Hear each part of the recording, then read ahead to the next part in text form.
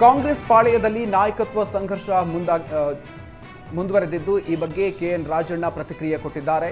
CM ಇರ್ತಾರಾ ಅನ್ನೋದನ್ನ ನಾನು ಹೇಳೋದಿಲ್ಲ. ಹೈಕಮಾಂಡ್ ಈ ಬಗ್ಗೆ ನಿರ್ಧಾರ ಕೈಗೊಳ್ಳಲಿ.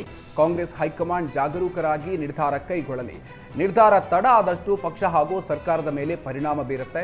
ಡಿಸಿಎಂ ಡಿಕೆ ಶಿವಕುಮಾರ್ಗೆ ಸಿಎಂ ಆಗಬೇಕು ಅನ್ನೋ ಆಸೆ ಇರೋದು ಸಹಜ. ಡಿಕೆಶಿ ನಮ್ಮ ಅಧ್ಯಕ್ಷರು, ಸಿಎಂ ಕುರ್ಚಿ ಮೇಲೆ ಜಾಸ್ತಿಯೇ ಆಸೆ ಇದೆ. ಡಿಕೆಶಿ ಆಸೆ ಪಡೋದು ತಪ್ಪಲ್ಲ. ಆದಷ್ಟು ಬೇಗ ಹೈಕಮಾಂಡ್ ಗೊಂದಲ ಬಗೆಹರಿಸಲಿ ಅಂತ ರಾಜಣ್ಣ ಹೇಳಿದ್ದಾರೆ.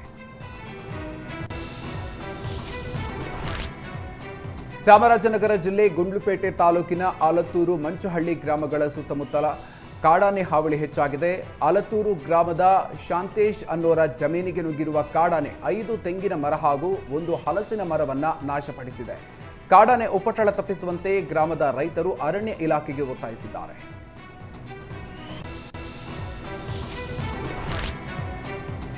ಹೊಸಪೇಟೆಯ ಡಿಎಆರ್ ಮೈದಾನದಲ್ಲಿ ಪೊಲೀಸ್ ಅತಿಥಿ ಗೃಹ ನಿರ್ಮಾಣಕ್ಕೆ ಶಾಸಕ ಗವಿಯಪ್ಪ ಭೂಮಿ ಪೂಜೆ ನೆರವೇರಿಸಿದರು.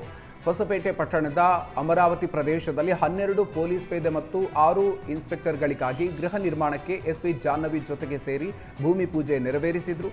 ದಶಕದ ಕನಸಾದ ಗೃಹ ನಿರ್ಮಾಣದ ಕನಸು ಇದೀಗ ಈಡೇರುವತ್ತ ಸಾಗಿದೆ. ನೈಋತ್ಯ ರೈಲ್ವೆ ಮುಂಬಡ್ತಿ ಪರೀಕ್ಷೆಯಲ್ಲಿ ಕನ್ನಡ ಕಡೆಗಣನೆ ಮಾಡಲಾಗ್ತಿದೆ ಅಂತ ಕರವೇ ರಾಜ್ಯಾಧ್ಯಕ್ಷ ಪ್ರವೀಣ್ ಶೆಟ್ಟಿ ಆಕ್ರೋಶವನ್ನು ವ್ಯಕ್ತಪಡಿಸಿದ್ದಾರೆ. ರೈಲ್ವೆ ಇಲಾಖೆಯಿಂದ ಕನ್ನಡಿಗರ ಮೇಲೆ ನಿರಂತರ ಶೋಷಣೆ ನಡೀತಾ ಇದೆ. ಬಹಳಷ್ಟು ಬಾರಿ ಮನವಿ ಮಾಡಿದ್ರು, ಎಚ್ಚರಿಕೆ ನೀಡಿದ್ರು. ರೈಲ್ವೆ ಇಲಾಖೆ ಎಚ್ಚೆತ್ತುಕೊಂಡಿಲ್ಲ. ಈಗಾಗಲೇ 2 ಬಾರಿ ಎಚ್ಚರಿಕೆ ನೀಡಿದ್ದೀವಿ. ಹೀಗಾಗಿ ನೇರವಾಗಿ ಕೇಂದ್ರ ಸರ್ಕಾರಕ್ಕೆ ಎಚ್ಚರಿಕೆ ಕೊಡ್ತಾ ಇದ್ದೀವಿ. ಕನ್ನಡಿಗರ ತಾಳ್ಮೆಗೆ ಮಿತಿ ಇದೆ. ಕೂಡಲೇ ಸಿಎಂ ಸಿದ್ದರಾಮಯ್ಯ ಈ ವಿಚಾರದಲ್ಲಿ ಮಧ್ಯಪ್ರವೇಶ ಮಾಡಬೇಕು. ಮಾನ್ಯ ಸಚಿವರಾದ ಸೋಮಣ್ಣನವರೇ ನಿಮ್ಮ ಇಲಾಖೆಯಿಂದ ಕನ್ನಡವನ್ನು ವಿರೋಧಿಸಲಾಗ್ತಾ ಇದೆ ಅಂತ ಆಕ್ರೋಶವನ್ನ ಹೊರಹಾಕಿದ್ರು. ಕನ್ನಡದಲ್ಲಿ ಪರೀಕ್ಷೆ ಬರೆಯಲು ಅವಕಾಶವನ್ನ ನೀಡದಿದ್ರೆ ರಾಜ್ಯಾದ್ಯಂತ ಉಗ್ರ ಹೋರಾಟದ ಎಚ್ಚರಿಕೆಯನ್ನ ಕರವೇ ಪ್ರವೀಣ್ ಶೆಟ್ಟಿ ನೀಡಿದ್ದಾರೆ.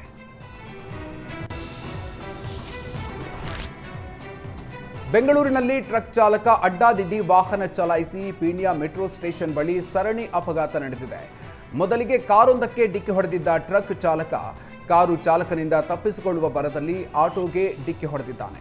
ಟ್ರಕ್ ಡಿಕ್ಕಿ ರಭಸಕ್ಕೆ ಆಟೋ ಪಲ್ಟಿ ಹೊಡೆದು ನಜ್ಜುಗುಜ್ಜಾಗಿದ್ದು ಲಾರಿ ಚಾಲಕ ಎಸ್ಕೇಪ್ ಆಗಿದ್ದಾನೆ. ಘಟನೆ ಸಂಬಂಧ ಪೀಣ್ಯ ಸಂಚಾರಿ ಠಾಣೆಯಲ್ಲಿ ಪ್ರಕರಣ ದಾಖಲಾಗಿದ್ದು ಸದ್ಯ ಲಾರಿ ಚಾಲಕನಿಗಾಗಿ ಪೊಲೀಸರು ಹುಡುಕಾಟ ನಡೆಸುತ್ತಿದ್ದಾರೆ.